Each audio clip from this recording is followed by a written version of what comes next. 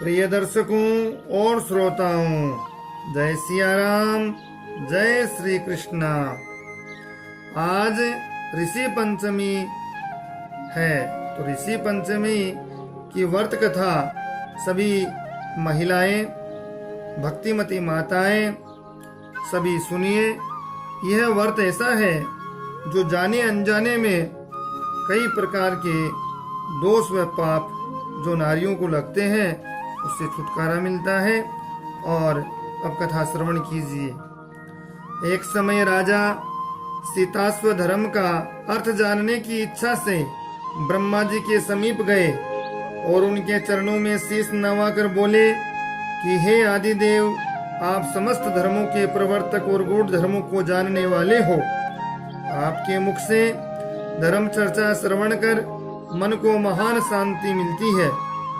भगवान के चरण कमलों में प्रीति बढ़ती है। वैसे तो आपने मुझे नाना प्रकार के व्रतों के विषय में उपदेश दिए हैं। अब मैं आपके मुख से उस श्रेष्ठ व्रत को सुनने की अभिलाषा रखता हूँ, जिसके करने मात्र से प्राणी के समस्त पाप छूट जाते हैं। राजा के इन वचनों को सुनकर ब्रह्मा जी ने कहा, हे राजन, तुम्हारा प्रश्न अति उत्तम, धर्म को बढ़ावा देने वाला है। मैं तुमको समस्त पापों को नष्ट करने वाला सर्वोत्तम व्रत ऋषि पंचमी के नाम से विख्यात है, बताता हूँ। इस व्रत को ग्रहण करने वाला प्राणी समस्त पापों से सहज ही छुटकारा प्राप्त कर जाता है। नरक में उसे नहीं जाना पड़ता। प्राचीन इतिहास भगवान ब्रह्मा जी ने सुनाया। और एक समय की बात है, विदर्भ देश में उत्तंग नाम का ब्राह्मण अपनी पतिव्रता पत्नी के साथ निवास किया करता था। उस ब्राह्मण दंपति के एक पुत्र और एक पुत्री थे। उसके पुत्र का नाम सुविभूषण था।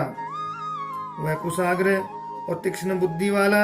उसने अल्पकाल में ही वेद अध्ययन कर लिया। हे राजन, उत्तंग ने अपनी पत्नी की परामर्श से अपनी पुत्री का विवाह एक सुयोग्य ब्राह्मण कुमार के साथ कर दिया।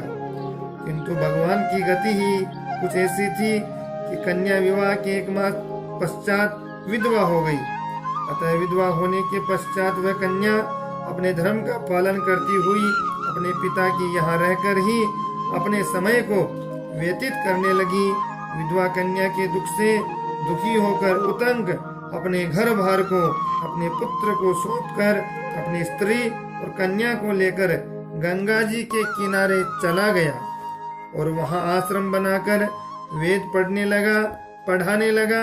उसके पास कुछ ब्राह्मण भी वेद पढ़ने के लिए रहने लगे। कन्या भी अपने धर्म का पालन करती हुई अपना समय व्यतीत कर रही थी। वह नित्य प्रति मन लगाकर माता पिता की सेवा करती थी। एक दिन समस्त कार्यों से थककर वह एक शिला पर आराम करने के लिए लेट गई। थकान के कारण उसको अपने शरीर की शुद्धि भी न रही।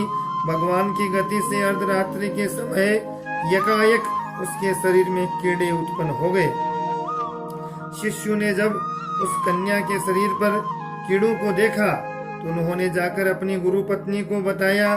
कन्या के शरीर में कीड़े पड़ जाने की बात सुनकर ब्राह्मणी कातर सौरभ से विलाप करती हुई उस शिला के पास पहुंची। उसकी कन्या बेसुध पड़ी थी। उसके शरीर पर कीड़ों को देखकर बहुत दुखी हुई। विलाप करते करते वह ब्राह्मणी अचेत हो गई।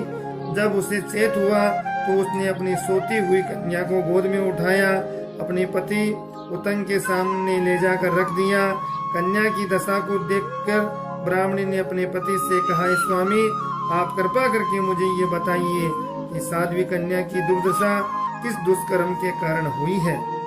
अपनी भार्या की बात सुनकर उत्तंग मुनि थोड़ी देर के लिए शांत होकर हृदय में भगवान का ध्यान करने लगे।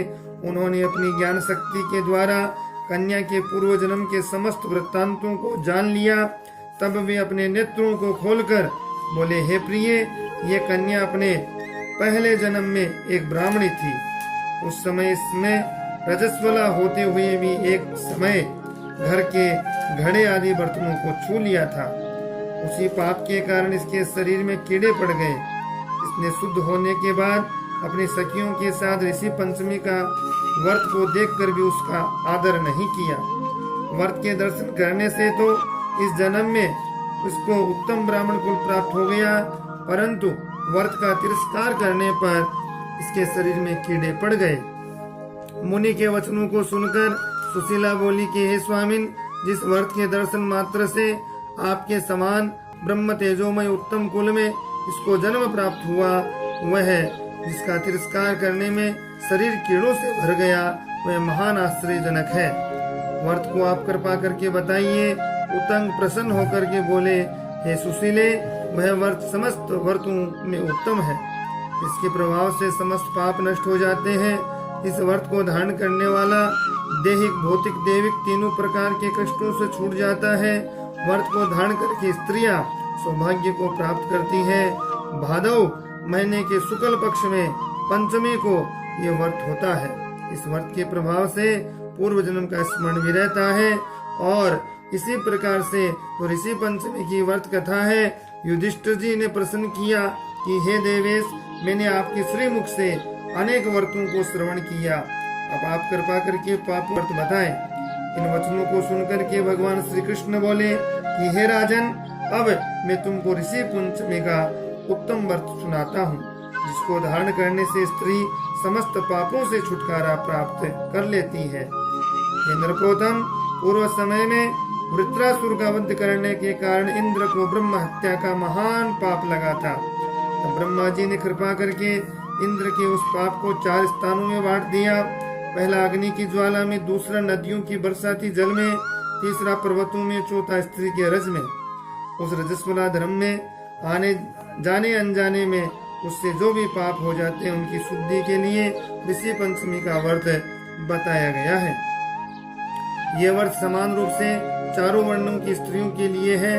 इसी विषय में प्राचीन भगवान कथा वर्णन करते हैं कि सतयुग में विदर्भ नगरी में सेनजीत नामक राजा हुए। वे प्रजा का पुत्रवत पालन करते थे। उनके आचरण ऋषि के समान थे। उनके राज्य में समस्त वेदों के ज्ञाता, समस्त जीवों का उपकार करने वाला सुमित्र नाम का एक कृषक किसान ब्राह्मण भी निवास करता था। उनकी स्त्री जयश्री पतिव्रता थी। ब्राह्मण के अनेक नौकर चाकर भी थे। एक समय वर्षा काल में जब साध्वी खेत के कामों में लगी हुई थी, तब वह रजस्वला भी हो गई। हे राजन, उसे अपने रजस्वला होने का भास हो गया, किंतु फिर भी वह घर गृहस्थी के कार्यों में लगी रही। कुछ समय पश्चात वे दोनों स्त्री पुरुष अपनी अपनी आयु भोगकर मृत्यु को प्राप्त हुए। जयश्री अपने ऋतु दोष के कारण कुतिया बनी और सुमित्र को रजस्वला स्त्री के संपर्क में रहने के कारण बेल की योनि प्राप्त हुई है। क्योंकि ऋतु दोष के अतिरिक्त इन दोनों का कोई और अपराध नहीं था, इस कारण इन दोनों को अपने पूर्व जन्म का समस्त विवरण याद रहा। वे दोनों कुतिया और बेल के रूप में रहकर अपने पुत्र सुमित के यहाँ पलने लगे। सुमित धर्मात्मा था और अतिथियों का पूर्ण सत्कार किया करता था। अपने पिता के श्राद्ध के दिन उसने अपने घर ब्राह्मण को जिमाने के लिए नाना प्रकार के भोजन बनवाए। उसकी स्त्री किसी काम से बाहर गई हुई थी। एक सर्प ने आकर रसोई के बर्तन में विष उड़ेल दिया। सुमित्र की माँ कुतिया के रूप में बैठी हुई थी, सब देख रही थी। अतः उसने अपने पुत्र को ब्रह्म हत्या के पाप से बचाने की इच्छा से उस बर्तन को स्पर्श कर दिया।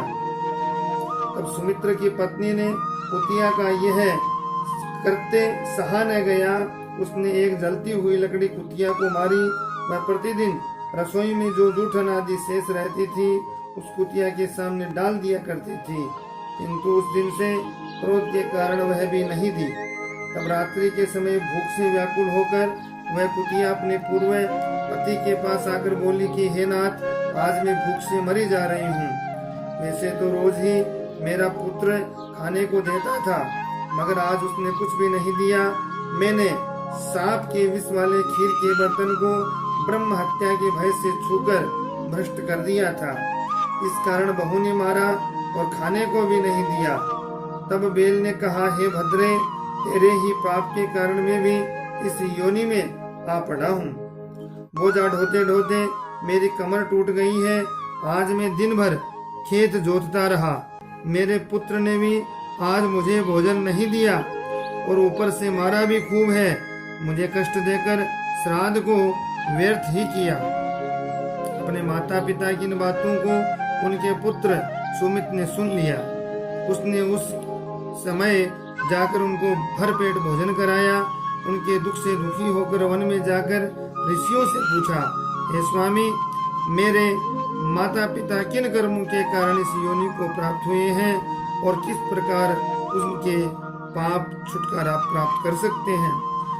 इस योनि से वो कैसे छूट सकते हैं? सुमित्र के इन वचनों को सुनकर के सर्वतपा नामक के महर्षि दया करके बोले, पूर्व जन्म में तुम्हारी माता के अपने उछंग स्वभाव के कारण रजस्वला होते हुए भी गर्भस्थी की समस्त वस्तुओं को स्पर्श कर दिया।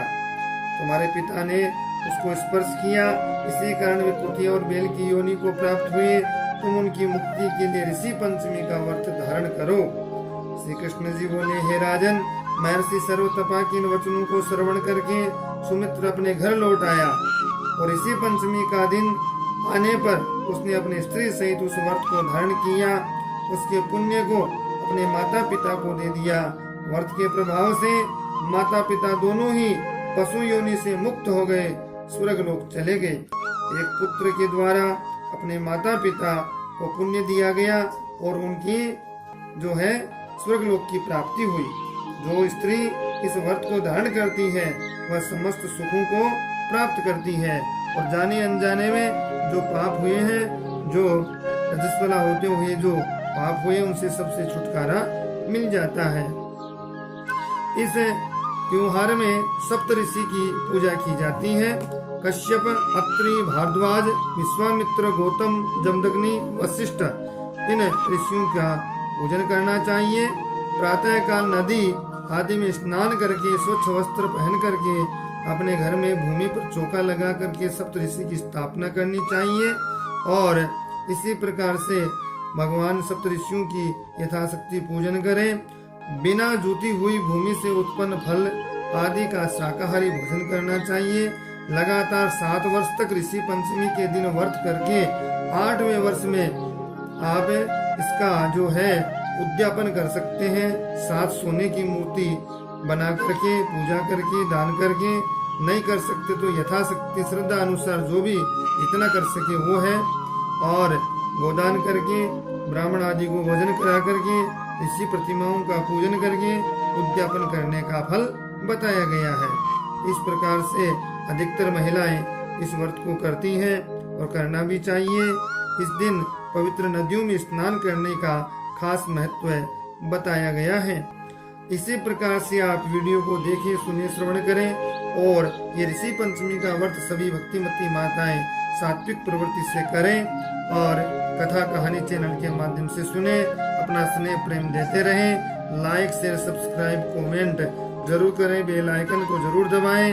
जय सिया राम, जय श्री कृष्ण।